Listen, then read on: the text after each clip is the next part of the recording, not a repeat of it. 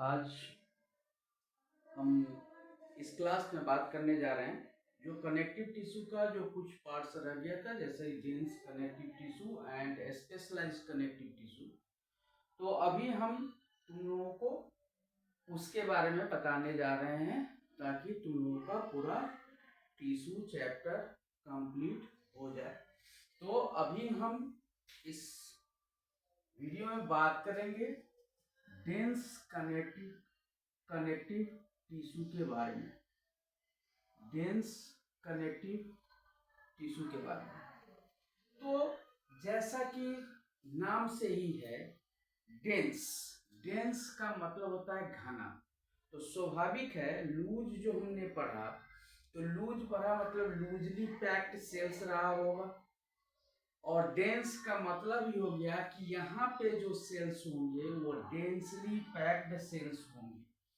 तो इसके बारे में हम कह सकते हैं dense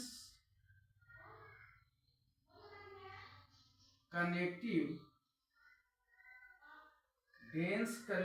tissue is a fibrous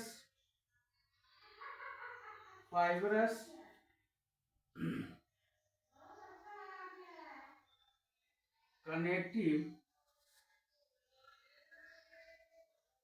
tissue characterized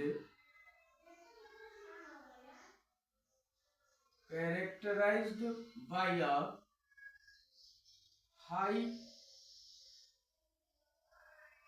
concentration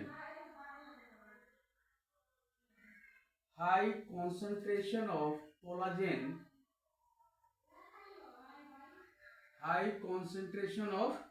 collagen fibers and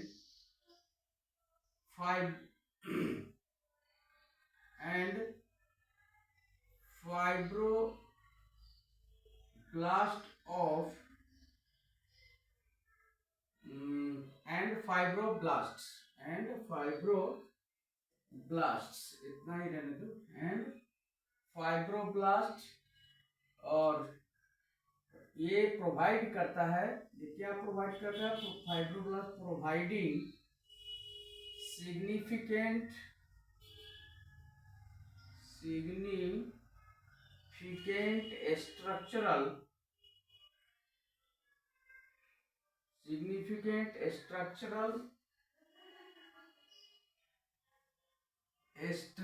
structural strength, support and protection to organs and tissues को प्रोटेक्शन देता है। अब इसके बाद बात करते हैं इसका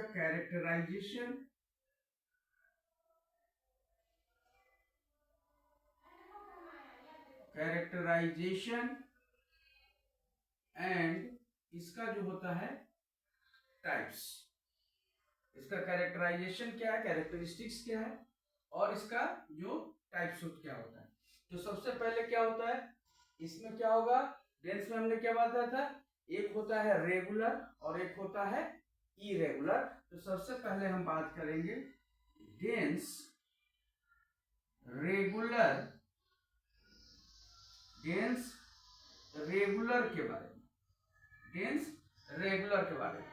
इट कंटेन्स, ये जो होता है, इट कंटेन्स कोलाजेन फाइबर्स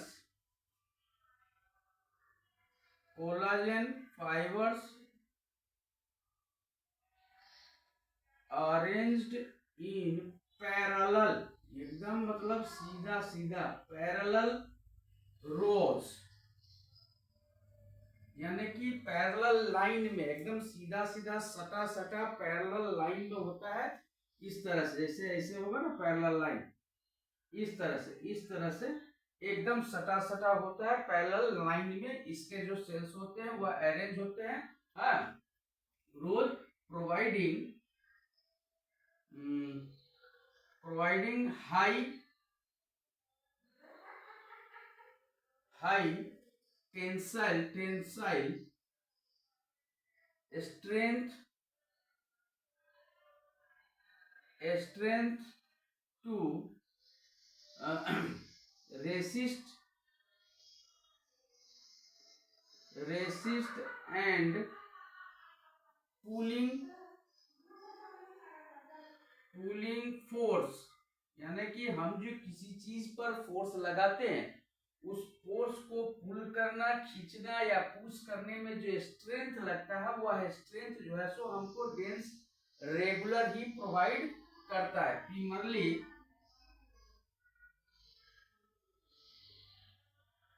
इन टेंडोन्स क्या होता है? टेंडोन्स क्या है? रेगुलर का एक टाइप है। Ligament and टेंडोन्स। तो टेंडोन्स क्या करता है? मसल्स टू बोन, यानी कि मसल्स को बोन से जोड़ता है, टेंडोन्स एंड लिगामेंट्स क्या करता है? जहां भी ज्वाइंट है वहां पे बोन को कनेक्ट करता है, बोन से बोन को कनेक्ट करता है लिगामेंट। यानी कि मान लो कि ये मान लो एक बोन है और ये मान लो एक बोन है। अब दोनों ज्वाइंट है, ये ज्वाइंट है, तो बोन को बोन से कनेक्ट करने का जो काम होगा तो यही लिगामेंट कहलाएगा, और इसके ऊपर से जो मसल्स आ जाएंगे, इसके ऊपर से जो मसल्स जुड़ेंगे बोन से, तो ये जो बीच का जो होता है, ये दोनों के बीच में जो होता है ये होगा टेंडोन। समझ में आ गया? ये हो गया डेंस रेगुलर के बारे में। अब मैं बात करूंगा डेंस इरेगुलर के बारे में।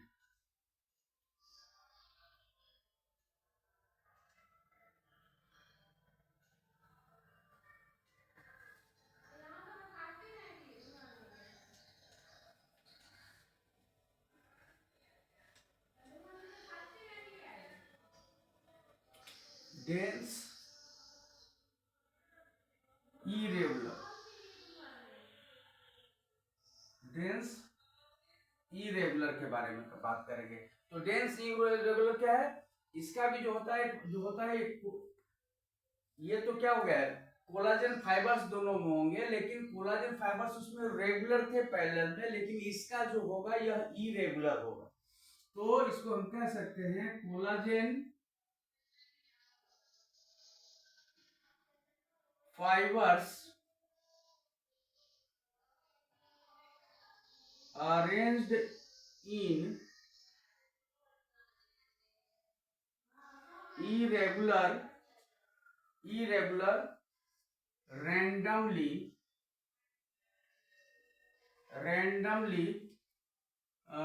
और क्या कर सकते हो, randomly oriented बंडल्स। क्या होगा? ये बंडल्स में ओरिएंटेड, या क्या होगा, या बंडल्स में होगा।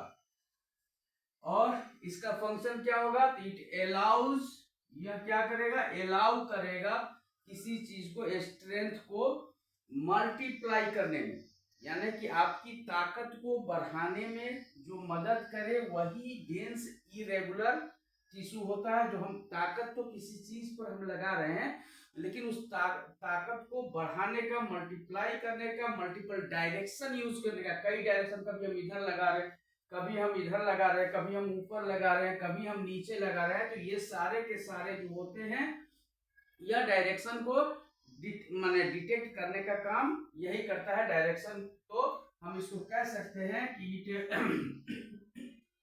Allows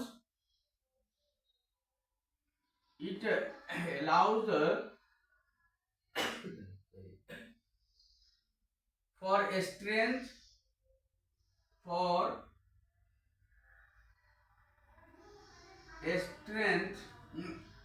it allows for a strength in multiplies in multiplies multiple direction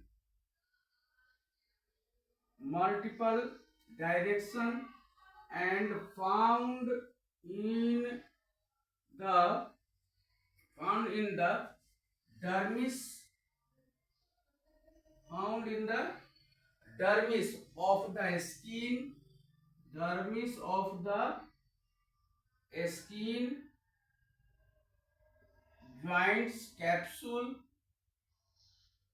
joints capsule and around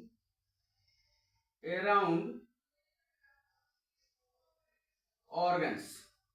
ठीक है, अब ये बने क्या होंगे, इनके कंपोनेंट्स क्या क्या होगा, इसका कंपोनेंट्स क्या होगा, डेंस इरेगुलर का जो कंपोनेंट्स होगा वो होगा collagen fibres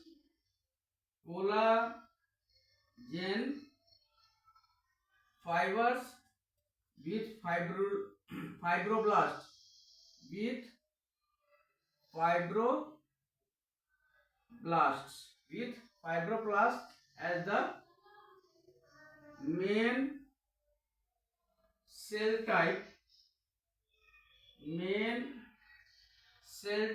responsible for producing these fibers। ठीक है, अब इसका फंक्शन क्या हो जाएगा, इसका जो फंक्शन होगा ये फंक्शन क्या होगा, अब इसके बारे में हम बात कर लें फंक्शन के बारे में। तो it provides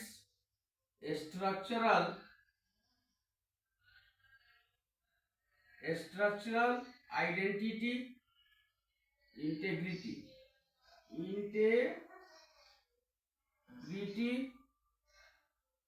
connects muscle to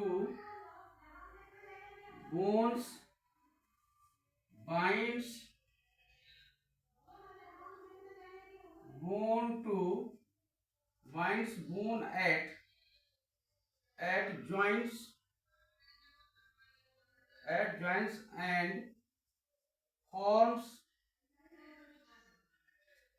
protective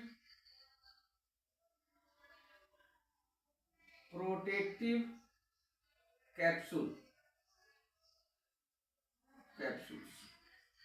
ठीक है, कैप्सूल्स। दूसरा फंक्शन इसका जो हो जाएगा वो होगा प्रोटेक्टिव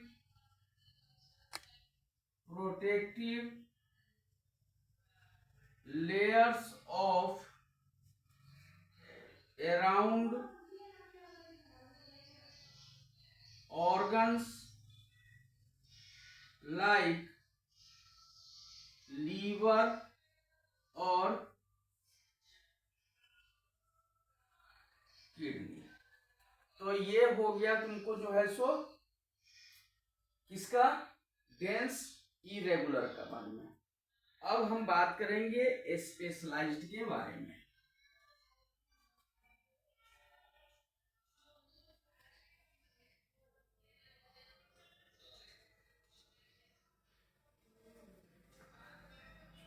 अब हम बात करेंगे स्पेशलाइज्ड के बारे में। Specialised connective tissue, specialised connective tissue को हमने बताया था कि एक होता है स्केलेटन, यानी कि स्केलेटन में हमने कहा था बोन एंड कार्टिलेज। अब देखो हम बोन एंड कार्टिलेज, बोन जो होता है यह हार्ड मटेरियल से बना होता है, जो हमारे बॉडी को फ्रेमवर्क देता है, हमारे बॉडी को स्ट्रक्चर प्रदान करता है, जो कि क्या करता है, provide structure of our body. और कार्टिलेज जो होता है यह भी बोन होता है, ये भी सॉफ्ट, लेकिन इसको हम सॉफ्ट बोन कहते हैं। जैसे इसको हम हार्ड मटेरियल से बना हुआ बताए, यह बना होता है सॉफ्ट मटेरियल से, इसीलिए कार्टिलेज को हम सॉफ्ट बोन भी कहते हैं। अब देखो कार्टिलेज कहाँ कहाँ पाया जाता है, तो जैसे हमारे जो ईयर का जो ईयर लॉब होता है, ये ऑल्सो कार्टिलेज का बना होता है, और यह सॉफ्ट बोन का बना होता है, इसीलिए हम लोग इसको इजीली बेंड कर सकते हैं, इसको हम लोग इजीली मोड़ सकते हैं। उसी तरह से हमारे नाक का जो ये टो होता है, ये भी जो होता है वह कार्टिलेज का बना होता है, ये भी सॉफ्ट बोन है, इसीलिए हम इसको भी इधर उधर मूव करा सकते हैं, फोल्ड करा सकते हैं। इसके अलावा जो कार्टिलेज बने हो जहां जहां पाए जाते हैं, वो कार्टिलेज पाए जाते हैं जितने भी ज्वाइंट्स होंगे हमारे बॉडी के अंदर, यानी कि यहाँ तक कि हमारे वर्टेब्रल कॉलम में भी जितने भी ज्वाइंट्स है, हर ज्वाइंट्स के बीच में कार्टिलेज पाया जाता है। जैसे मान लो कि यह एक नी का बोन, यह एक नी का बोन है। अब देखो ये नी का जो बोन है, मैं एक ही स्ट्रक्चर में सब कुछ समझा दे रहा हूं। अब ये दोनों ज्वाइंट्स है, दोनों ज्वाइंट्स को, तो यहाँ की ये एक अलग बोन है और ये एक अलग बोन है। तो इस बोन को अगर बोन से कोई जोड़ रहा है, बोन को बोन से कोई जोड़ रहा है, तो इसको हमने क्या कहा, इसको हमने कहा लीगामेंट। अब बोन के ऊपर मसल्स को जो बोन से जोड़ रहा है, इसके मसल्स को जो बोन से जोड़ रहा है, इसको हम कहेंगे टेंडॉन्स। ठीक है। अब देखो, अब फिर भी इस दोनों के बीच में गैप है। अब दोनों के बीच में गैप है, यहाँ पे नी के ऊपर एक गोल चक्री होता है जिसको हम लोग नी कैप, या बायोलॉजिकल भाषा में इसको हम कहते हैं पटेला। बायोलॉजिकल भाषा में इसको हम क्या कहते हैं, पटेला। इसके बीच में एक झिल्ली होती है, इस तरह से सॉफ्ट बोन का एक पैकेट होता है, जिस पैकेट को ही हम लोग क्या कहते हैं, कार्टिलेज कहते हैं। इसी पैकेट को हम कार्टिलेज कहते हैं। और यह जितने भी ज्वाइंट है, ये हमको ज्वाइंट को इजीली मूवमेंट में हेल्प कराता है। क्यों हेल्प कराता है, क्योंकि इस कार्टिलेज के अंदर एक लुब्रिकेंट टाइप का जेली लाइक सब्सटेंस भरा होता है, एक लिक्विड भरा होता है, जिसको हम लोग कहते हैं साइनोवियल फ्लूइड। ये जो है साइनोवियल फ्लूइड, ये हमारे ज्वाइंट्स को मूवमेंट कराने में मदद करता है। तो इसीलिए कहा गया है कि कार्टिलेज जहां जहां भी पाया जाता है, ज्वाइंट्स है, उस हर ज्वाइंट्स में कार्टिलेज पाया जाता है। तो बोन हमारे बॉडी को फ्रेमवर्क देता है, स्ट्रक्चर प्रोवाइड करता है, स्ट्रेंथ प्रोवाइड करता है। यानी कि हम जो तनकर खड़े रहते हैं, अगर बोन नहीं रहे तो हम लोग बॉल की तरह गोल हो जाएंगे।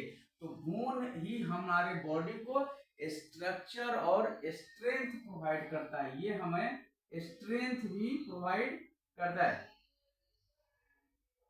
ठीक है, स्ट्रेंथ भी प्रोवाइड करता है। सो इतना समझ में आ गया, बोन एंड कार्टिलेज क्लियर हो गया। अब हम आते हैं दूसरे, एक था बोन, तो बोन स्केलेटन एंड फ्लूइड। तो अब हम बात करेंगे फ्लूइड के बारे में। अब हम बात करेंगे फ्लूइड कनेक्टिव टिश्यू। तो फ्लूइड कनेक्टिव टिश्यू में हम क्या करेंगे, फ्लूइड कनेक्टिव टिश्यू में दो तरह का फ्लूइड हमारे बॉडी में होता है, एक होता है ब्लड और दूसरा होता है लिम्फ। अब देखो, what is blood? Blood is a fluid connective tissue which made with cells and plasma.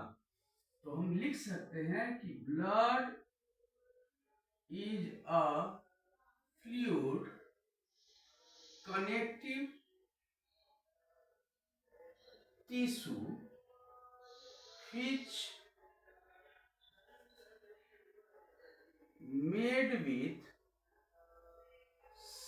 cells and plasma. यानी कि ब्लड एक कनेक्टिव टिश्यू है। ब्लड क्या है? एक कनेक्टिव टिश्यू है जो सेल्स और प्लाज्मा से बना हुआ है। अब देखो यहां पे हम लिखते हैं प्लाज्मा और यहां हम लिखते हैं सेल्स। प्लाज्मा होता है 55 to 60% और ब्लड होता है 40 to 45%। समझ में आ गया? अब 55 to 60% जो प्लाज्मा होता है, उस प्लाज्मा के अंदर क्या क्या होता है? तो उस प्लाज्मा के अंदर होता है 90% वाटर होता है, 8% प्रोटीन होता है, 0.9% सॉल्ट होता है, 0.1% शुगर होता है एंड 1% अदर सब्सटेंसेस होते हैं।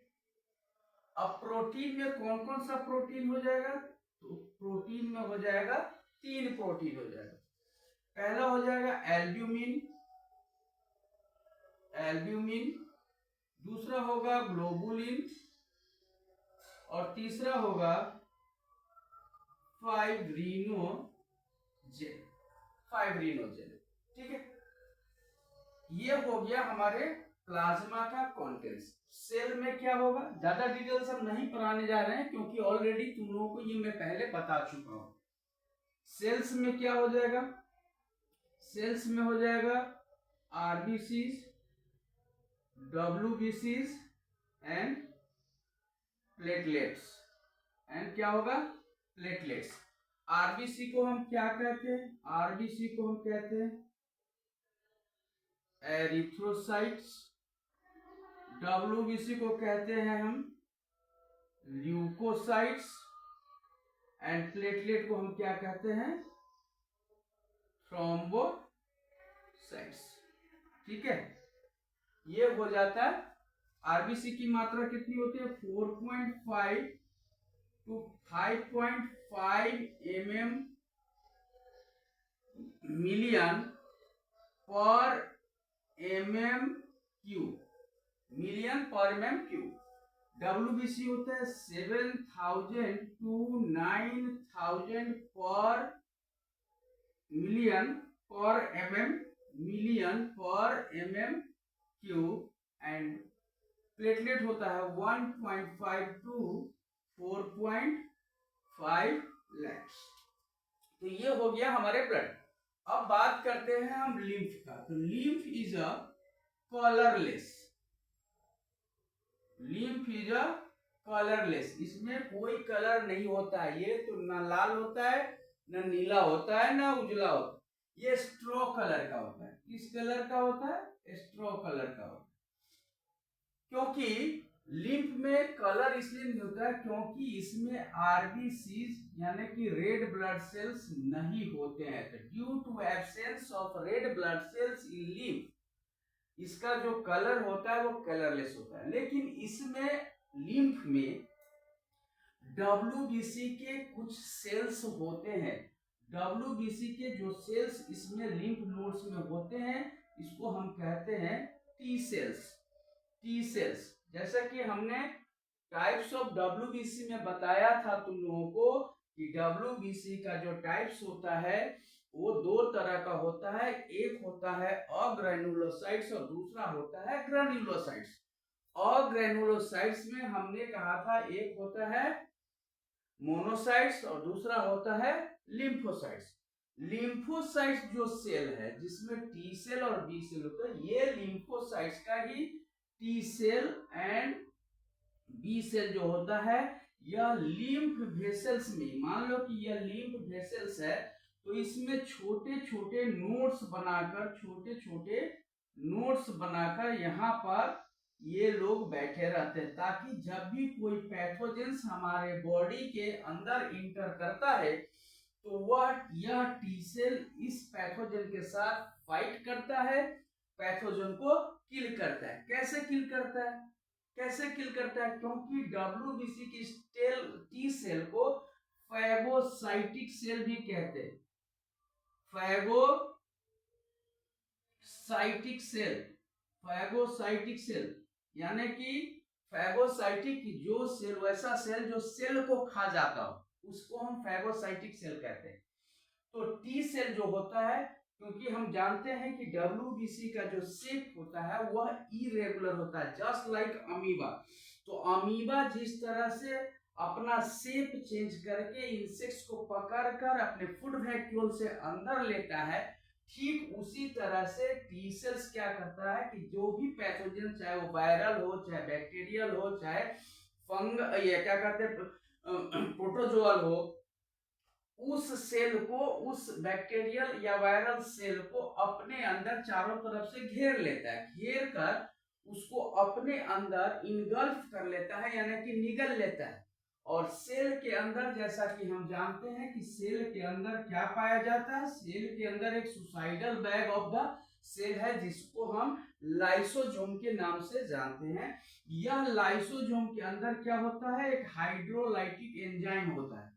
हाइड्रोलाइटिक एंजाइम होता है। यह एंजाइम जैसे ही वह सेल के अंदर वह पैथोजेंस आया, वैसे ही क्या करता है, लाइसोसोम अपने आप को ब्लास्ट कर लेता है, और ब्लास्ट करने के बाद वह लाइसोसोम उस बैक्टीरियल या वायरल सेल को डाइजेस्ट कर लेता है। इस तरह से ये टी सेल उस पैथोजेंस को किल करता है। क्लियर? तो आज के इस वीडियो में तुम लोगों को मैं टिश्यू पूरा चैप्टर तुम लोगों का कंप्लीट हो गया। मैंने पूरा कनेक्टिव टिश्यू तुम लोगों को बता दिया।